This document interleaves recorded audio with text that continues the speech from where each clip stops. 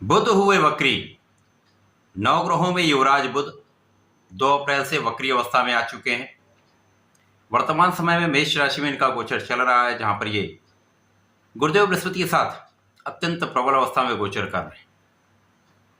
9 अप्रैल से बुध का जो गमन है वो मीन राशि में हो जाएगा, जहां पर ये राहु के साथ होंगे। यहाँ पर शुक्राचार्य का भी गोचर होगा।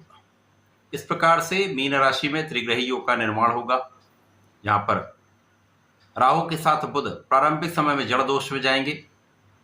इसके पश्चात क्योंकि मीन राशि बुध की नीच राशि है, तो यहाँ पर नीच राशि में इनका प्रवेश तथा शुक्र के साथ नीच भंग लक्ष्मी योग का निर्माण होगा, जो समस्त राशियों को प्रभावित करने वाला है।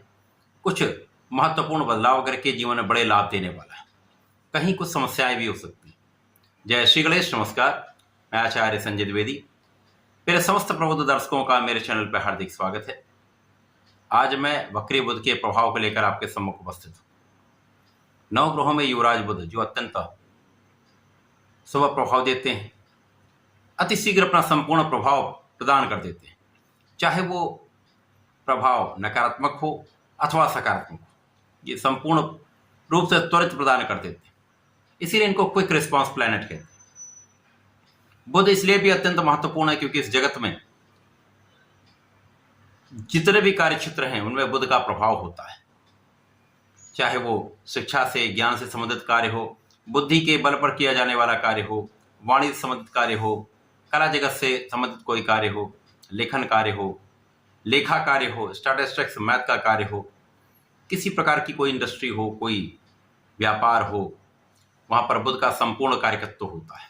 तो बुध के बिना इस जगत में कोई कार्य क्षेत्र हो ही नहीं सकता। इसीलिए बुध का परिवर्तन सदा ही अत्यंत महत्वपूर्ण होता है। अब बुध जब वक्री अवस्था में आएंगे, अर्थात बुध एक राशि पीछे पहुंचेंगे, इसको इस प्रकार से भी समझ सकते हैं, जब भी कोई ग्रह वक्री अवस्था में आता है तो उसकी गति मंद हो जाती है, तो ग्रह बलवान हो जाता है, उसका प्रभाव बढ़ जाता है। परंतु यहाँ पर मीन राशि में राहु का गोचर चल रहा है। जब मीन राशि में बुध का प्रवेश होगा, राहु वर्तमान समय में 21 पॉइंट पर हैं। यहाँ पर बुध और राहु का आपसी संबंध बनेगा, युति प्रभाव होगा, जो जड़ दोष का निर्माण करेगा। जड़ का अर्थ है स्टेबल हो जाना, अर्थात जो आपके कार्य जिस प्रकार चल रहे हैं उसी प्रकार से चलते रहेंगे। किसी भी कार्य में कोई बहुत बड़ी प्रगति नहीं होती, बहुत बड़ा लाभ नहीं होता, बहुत बड़ी हानि भी नहीं होती, परंतु जो जैसा है वैसा ही चलता रहता है, प्रोग्रेस नहीं होती। इसी प्रकार से वाणी पर राहु का प्रभाव होगा, व्यापार पर प्रभाव होगा, तो व्यापार में भी गति नहीं आ पाती, कार्य में भी प्रगति नहीं आती, किसी भी प्रकार का कोई कार्य क्षेत्र वहां पर भी प्रगति नहीं होती। विशेषतया जो वाणिज्य संबंधित कार्य है अथवा कला जगत का कार्य, वहां पर बड़े लाभ नहीं मिलते।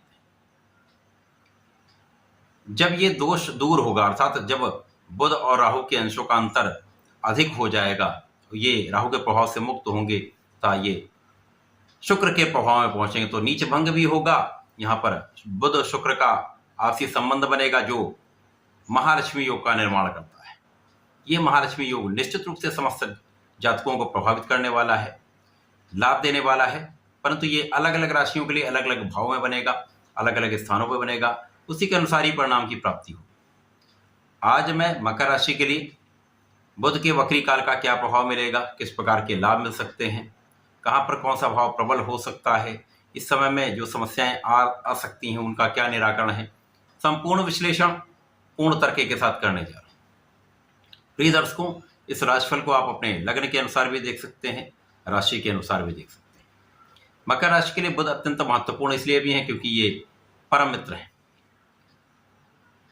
यद्यपि यहाँ पर शुक्र और बुध का संयोजन बनेगा ही, राहु भी मकर राशि के स्वामी शनि के मित्रवत होते हैं, तो कहीं ना कहीं एक विशेष यहाँ पर प्रभाव मिलने वाला है।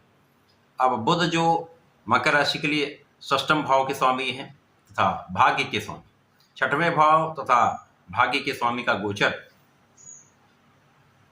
4th भाव में प्रारंभ हुआ, जहां से ये वक्री होकर 3य भाव में पहुंचेंगे। 3य भाव में राहु का गोचर एक अच्छा लाभ देता है।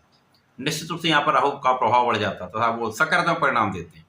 अब मित्र की राशि के लिए इनका बल कई गुना बढ़ जाता है और अब वैसे भी राहु कलयुग के राजा हैं तो इनका सर्वाधिक बल प्राप्त होता है। यहाँ पर जब बुध पहुंचेंगे प्रारंभिक अवस्था में जड़ दोष बनेगा, जिसके कारण जो जो कार्यकत्व के भाव हैं बुध के, वहां निर्बलता अवश्य है। भाग्य का साथ कम मिल पाएगा, धर्म के कार्यों से अरुचि हो जाती है, पूजा पाठ में उतना मन नहीं लगता। इसी प्रकार से जो छठवां भाव है वो रोग ऋण शत्रु का भाव है, तो यहाँ पर कहीं ना कहीं बीच बीच में शत्रु बनते रहेंगे। मौसम के रोग हो सकते हैं, गले में कुछ समस्या हो सकती है, एलर्जी की समस्या हो सकती है। कोई बड़े रोग की संभावना किसी प्रकार से नहीं, परंतु यहाँ छोटे मोटे रोगों की संभावना है जिससे आप प्रभावित होंगे। जब आप प्रभावित होंगे तो कहीं ना कहीं आपका परिश्रम भी प्रभावित हो, तो कार्यक्षेत्र में निर्बलता आ जाए। कोई भी कार्यक्षेत्र हो वहां पर आपका प्रभाव कम होने वाला, निर्बल हो सकता है। तो जब अधिक प्रभाव नहीं होगा, गति मंद हो जाएगी, तो लाभ भी कम हो जाता है। इसी प्रकार से जो लोग नौकरी कर रहे हैं वहां पर वाणी के कारण विवाद की संभावना बढ़ जाती है।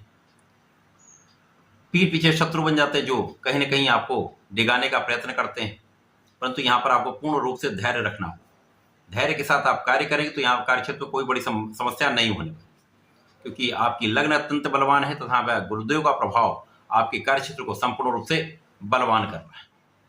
इसके साथ ही साथ जब शुक्राचार्य जो अत्यंत प्रभावी हैं, कर्म भाव के स्वामी है तथा आपके पंचम के स्वामी होकर बुध के साथ जब ये युति प्रभाव में आएंगे, निश्चित रूप से महालक्ष्मी योग बनेगा। अब ज्ञान का भाव, कर्म क्षेत्र का भाव तथा भाग्य का भाव, तीनों आपसी संबंध बनेगा, तो निश्चित रूप से यहाँ पर महाधन का योग बनता है, महाभाग्य का योग बनता है। यहाँ पर आपका ज्ञान विशेष रूप से प्रभावशाली हो जाता है। ज्ञान के क्षेत्र में यदि हैं तो विशेष रूप से लाभ लेंगे। जो विद्यार्थीगण हैं उनके लिए सफलता का संपूर्ण योग बन रहा है। संतान का पक्ष भी बलवान होगा, संतान सुख भी प्राप्त होगा, संतान प्राप्ति का भी योग है। इसी प्रकार से आपके प्रभाव में वृद्धि होगी, आपके सौंदर्य में वृद्धि होगी तथा कार्यक्षेत्र अत्यंत विशिष्ट हो जाएगा, कार्यक्षेत्र में प्रगति हो जाएगी। कार्यक्षेत्र में धन का विशेष रूप से आप बड़ा लाभ लेने वाले हैं। परंतु जब शुक्र आगे बढ़ेंगे, चूंकि यहां से शुक्राचार्य का जो गोचर है वो यहां से यहां, तो अब इनके अंशों का जब अंतर बढ़ेगा तो ये राहु के प्रभाव में आएंगे, तो कहीं न कुछ समस्या आ सकती है, तो आपको ध्यान देना। अब बुध भी 25 अप्रैल तक मीन राशि में रहेंगे, तो यहाँ पर विशेष रूप से आपको एक अच्छा लाभ देने वाले हैं। परंतु जब इनका मार्गी काल आरंभ होगा तो कुछ समस्याएं उस समय आ सकती हैं। बुध के मार्गी काल का तथा शुक्र के साथ जो राशि परिवर्तन का वीडियो है वो भी मैं आपके लिए प्रस्तुत करने वाला हूँ। अति शीघ्र वो इस राशिफल के बाद आपको प्राप्त हो जाए।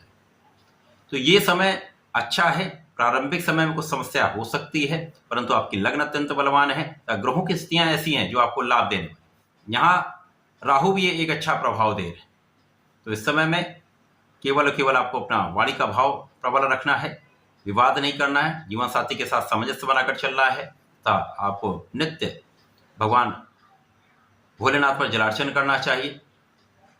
प्रत्येक शनिवार को, बुधवार को, बुध और शनिवार दोनों दिन आपको भगवान भोलेनाथ पर जलार्चन भी करना चाहिए।